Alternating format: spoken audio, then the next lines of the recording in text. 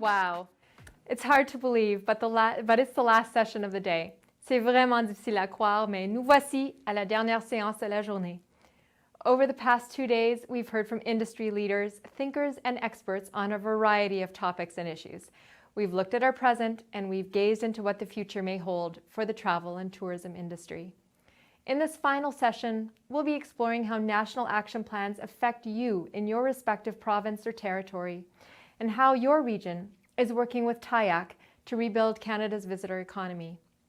Lors de cette dernière séance, nous étudierons comment les plans d'action nationaux vous concernent dans votre province ou territoire respectif et comment votre région collabore avec l'AITC pour rebâtir l'économie touristique et l'industrie du voyage du Canada. We hope you enjoy these regional sessions. Hi, everybody. I hope everybody can hear me okay. It's a little bit just wanted to, we're just making sure that I'm technologically on the ball here. We're just jumping from session to session, so hopefully I'm coming through okay. So today we're going to talk a bit about the Provincial Territorial Tourism Industry Associations, or the PTTIA and TIAC.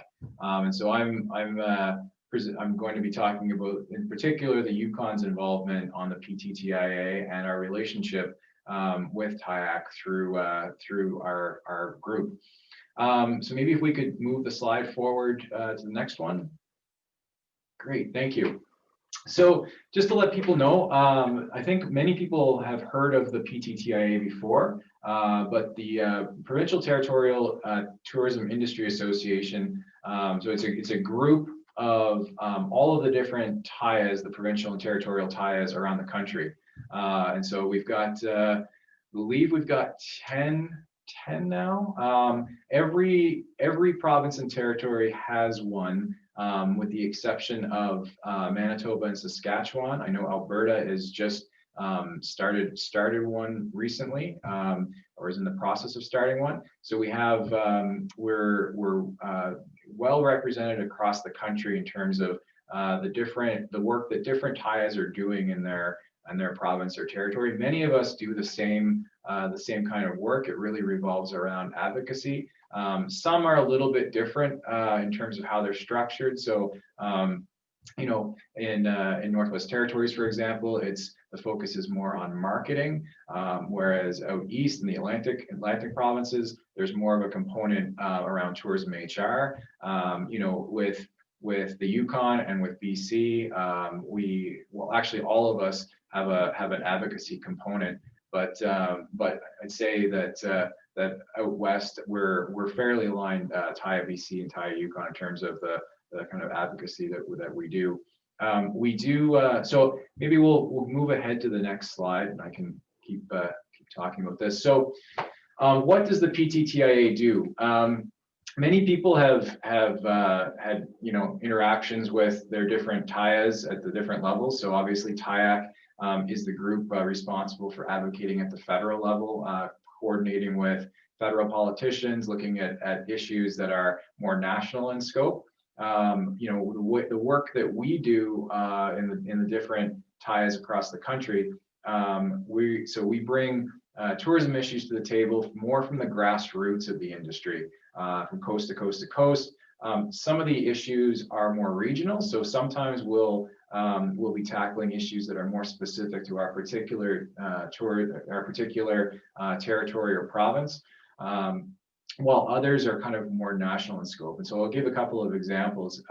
One of the things that we have really rallied around, and TIAC has been very helpful on this one in terms of coordinating the approach. But things on short-term rentals, for example, for the last few years, short-term rentals, labor market shortages, anything having to do with marketing funds at the national level. These are things that affect all of us, and these are things that we all are working towards in our own different bubbles, but we all work towards, as you know, in the bigger context as well too. So being able to bring knowledge and insights from different parts of the country to the national table, it provides more details, more information, more scope for TIAC to be able to work with. So this is something that we care quite a bit about, and it really does create great relationships between all of our different colleagues across the country. As I said in the slide here, so PTTI has a symbiotic relationship with TIAC. We provide information and advice on national policy supporting TIAC's advocacy efforts.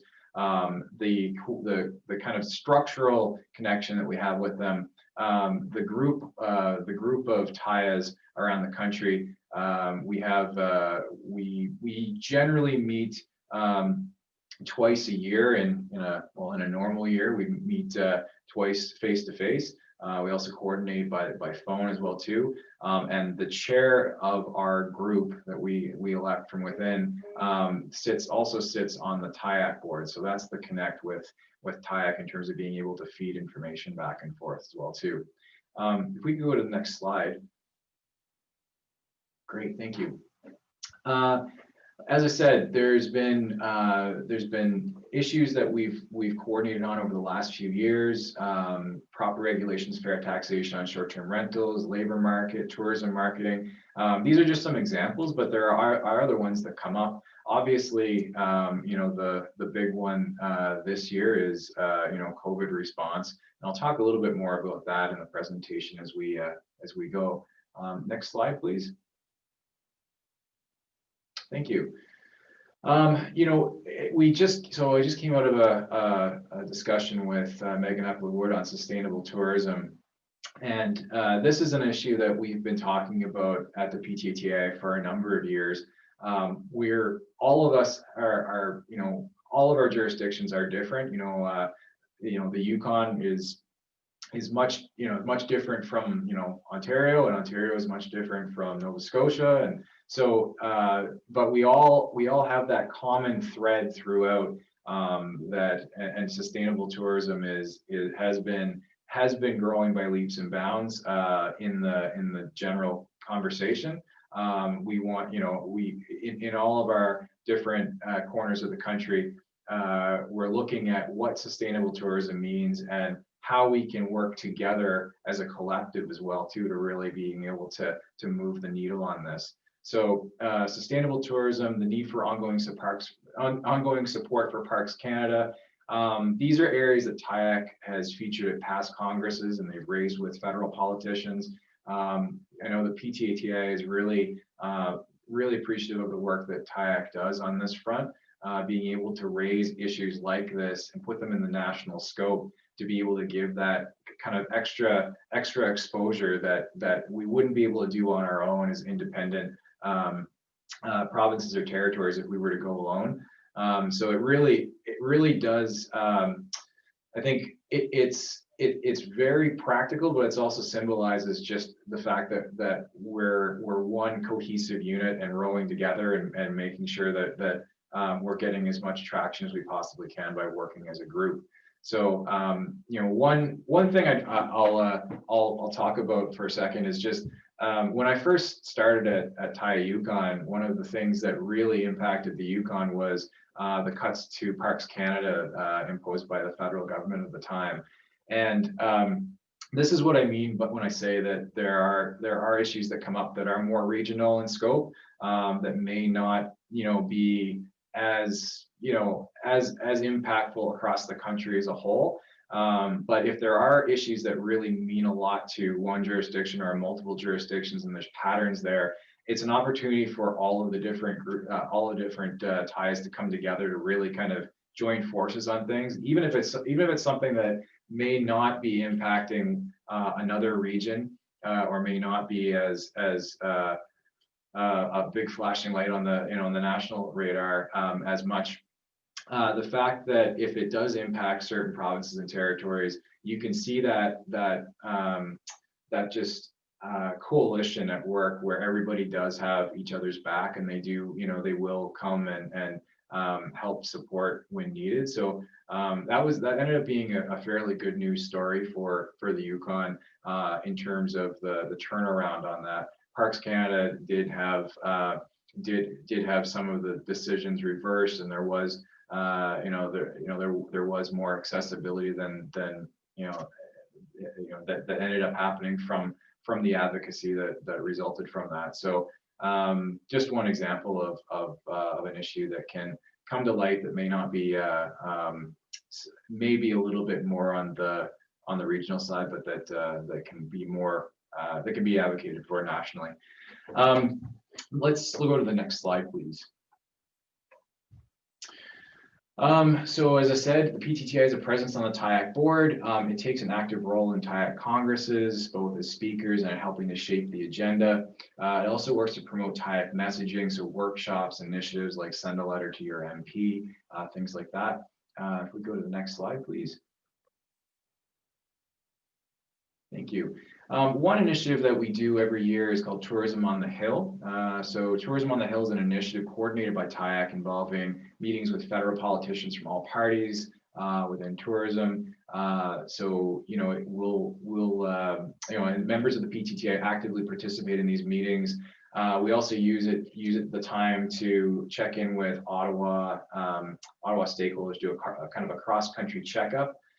Meeting with other partner organizations when possible, TIAC, Tourism HR Canada, Hotel Association of Canada. So for those who are familiar with the work that TIA does or TIAs do, this is a really important initiative that happens in order being able to give us more access to some of the federal politicians to be able to engage at that level in those conversations to build up those relationships. So it's a really valuable initiative that I tip my hat to TIAC for coordinating this year over year, because politicians do change, governments do change, so it's really important for all of us to be able to be in the know of what those changes, being up to date with them, and being able to create relationships and maintain relationships as well too. So being able to navigate Ottawa and to connect with the people that you need to connect with on certain issues. Like I said, sometimes there's issues that come up that may not be a big priority on TIAC's radar if it's not national in scope, but they are always helpful when it comes to facilitating those meetings or connections or relationships between a PTTA partner and a minister or department that could help out in that sense. So the other thing is too, the other national organizations mentioned here, the Indigenous Tourism Association of Canada, Tourism HR Canada, and Hotel Association of Canada. So many of them are there's a lot of national work that happens by all those organizations. So TIAC is kind of the meeting planner, or the one that brings everybody together. So it's a great opportunity every year for all of us to be able to have two-way communication and do info sharing and really just being able to coordinate in a proactive way. So maybe we go to the next slide, please.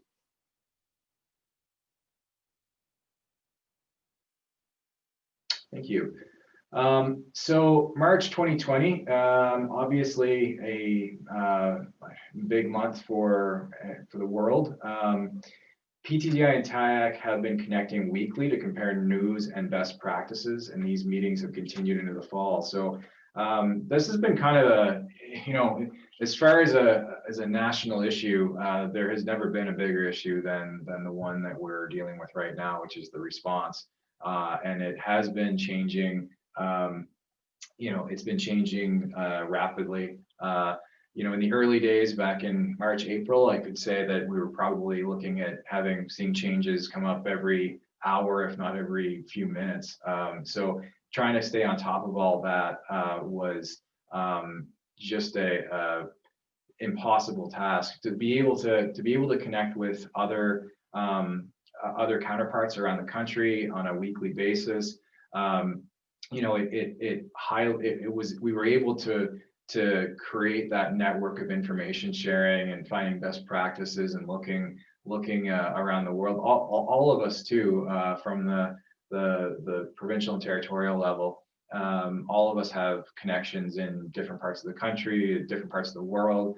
So being able to have that kind of those feelers out there to be able to get information on a real-time basis and share it with the group, that was invaluable. And it really helped, I think, all of us in all of our different jurisdictions. It definitely, the work that TIAC did throughout this year in terms of facilitating those, that communication and being able to share information with us, it helped all of us be more nimble and more quick to respond in all of our respective provinces and territories. So this has been a real real game changer for all of us, and not to mention the fact that you know, we've all been just working full throttle to try to help the industry. I know that it's most of the people, I'd say everybody who's at the Congress can relate to that. Everybody who's in tourism around the world can probably relate to that right now. So being able to connect with others that are doing the same thing that you're doing to try to help the industry in their corner of the country, it was I think it was a bit of a therapy for all of us too, to be able to touch base week over week, to be able to have that support system. So I just really appreciate the support of all my colleagues, and as well as TIAC for being able to coordinate all of that. We go to the next slide, please. So right now, I mean, there's no shortage of information coming out about the COVID response. You know, we're looking at issues as they come up, and the work, we're not out of the woods yet by any means. There's still a lot of things that we need to address, you know, on a day-to-day, week-to-week basis. Looking at issues like insurance, sharing and distributing essential information about the crisis response for programs, funding. So over the last few months, we've been participating in a Hardest Hit campaign with TIAC, Restaurants Canada, and Hotel Association of Canada, and partnering with TIAC to coordinate national advocacy on the 5-point plan. One thing I'll just say, just to quote my colleague Craig from Newfoundland, is that, you know, advocacy is sexy again, and you know, I say that kind of a bit tongue in cheek, but you know, it's a when times are, we say this quite a bit around the TIAC Yukon table. You know, when times are good and people are you know, going about business and doing what they do best, and the industry's in a healthy state. It's we're a lot of the time we're working on bigger projects or bigger issues, things that are kind of maybe a little bit more obscure, or things that are you know, things that we can chip away at. You know, a lot of the time advocacy is something that, you know, a lot of people don't really see the need for, to some degree. And it's kind of like having a fire department when you just, you know, you're perpetually in a green zone, or you're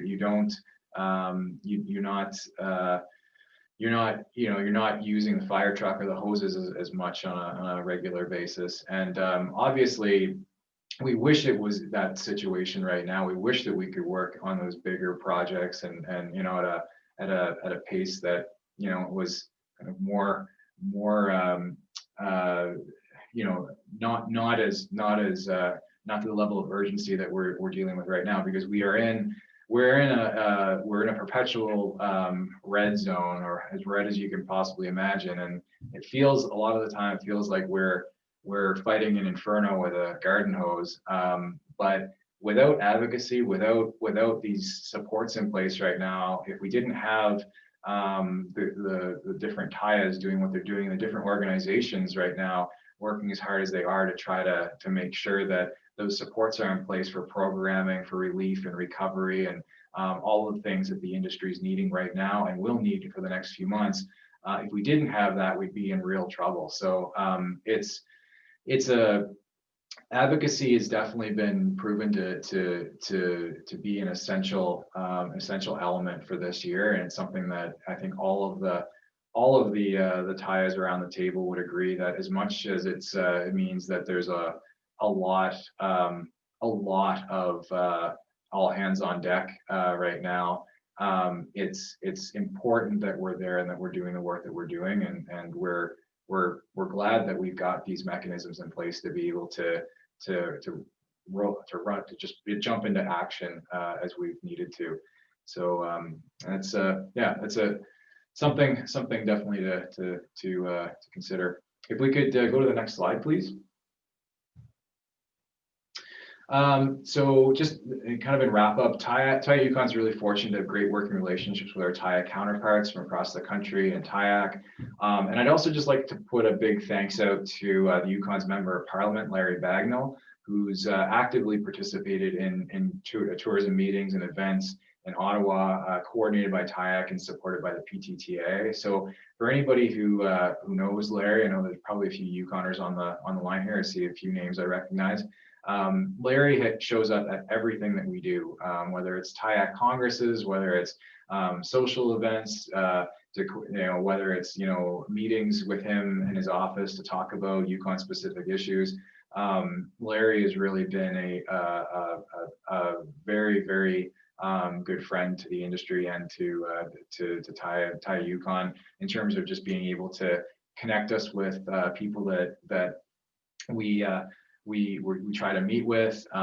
He's always there to help promote Yukon tourism when possible and move the needle for us. So big thank you to TIAC and to the group and to Larry.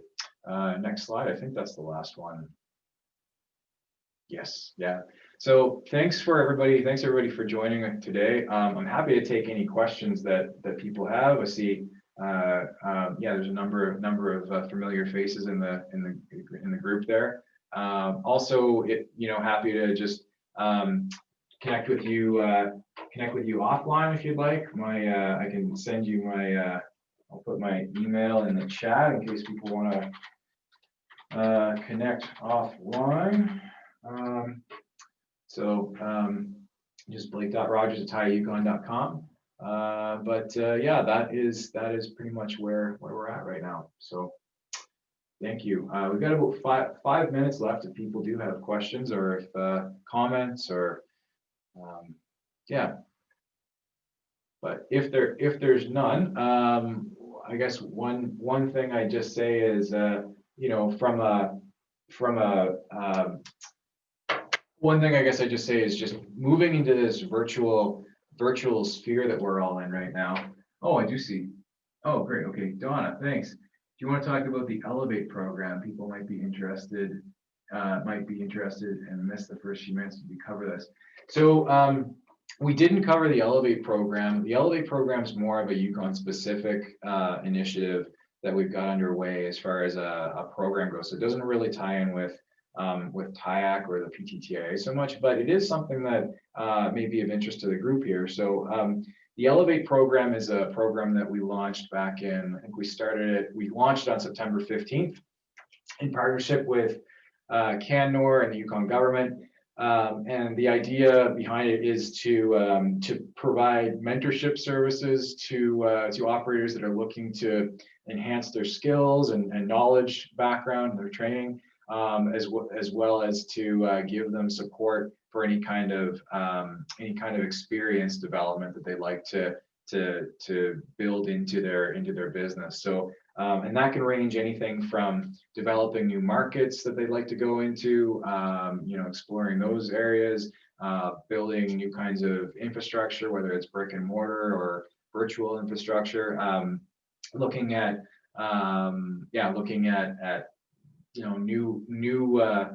new markets. I know that I did say that, looking at new experiences or niche products that they like to develop. So there's two funding streams. One is the mentorship, and that is being overseen by Yukon University through a contract that we have with them. The other one is the experience development. So people can have up to $15,000 to put towards an experience, and it's there's no need to put any money down. It covers 100% of the cost, and people can also have up to $5,000 for the mentorship services. But I'm happy to connect. If people are looking for more information on that, happy to provide more information if needed. So we have two minutes left. I guess what I would say is just, in this new world, in the virtual sphere that we're in, I want to just give TIAC full marks for doing this Congress this way. I think it's really exciting, and obviously it's innovative, and it's adapting to the situation. But I think going forward as well too, it opens up some doors for how we can all connect and coordinate and learn from each other, whether we're in, even if we're in different parts of Canada or different parts of the world. So just give TIAC full marks for taking this on, and looking, being able to kind of step outside their comfort zone and do something different. Because I think this has been really valuable for everybody, and accessible for people too, people that might not have the time or the money to be able to attend one of these in person as well too. So just a hats off to TIAC and the team for that. But I think we're done. Yeah, we're kind of at the end of the program here. So I'm gonna just sign off, and thank you everybody for joining today, and I hope you enjoy the rest of the Congress. We'll see you out there. Thank you to all our provincial and territorial partners. Merci à tous nos partenaires provinciaux et territoriaux. Voilà ce qui nous amène à conclure le congrès touristique de l'AITC. It has been a packed 2 days. Don't worry if you've missed any sessions, as recorded sessions will be available to members on the TIAC website. You'll be able to access recorded sessions beginning on November 23rd. Please join us at 2:30 p.m. Eastern for an industry social and celebration with Air Canada, Destination Toronto, and WestJet, as we honor our Hall of Fame inductees, present our Lifetime Achievement Award, and put on a special salute to Canadian tourism. Joignez-vous à nous à 14h30 heure de l'Est pour une activité sociale et une cérémonie organisée par Air Canada, Destination Toronto et WestJet. Nous rendrons hommage aux personnes intronisées au Temple de la Renommée, remettrons notre prix d'excellence pour l'ensemble des réalisations et saluerons tout particulièrement le tourisme canadien. Merci encore d'avoir été les nôtres pour ce tout premier congrès touristique virtuel de l'AITC. Et n'oubliez pas le mot-clic, le tourisme compte. Thank you so much for joining us for this first ever virtual TIAC Tourism Congress. I'm Catherine Callery, and it's been my distinct pleasure and honor to be your MC on this very important Tourism Congress for 2020. It's been quite a year, but we're going to get through this together as an industry. This is a very resilient industry, and it shows the importance of all of us gathering here today and tuning in. We've had over 3,000 registrants tune in over the last 2 days. It just shows the importance of coming together. So keep at it. We're going to get through this, and remember, #tourism counts.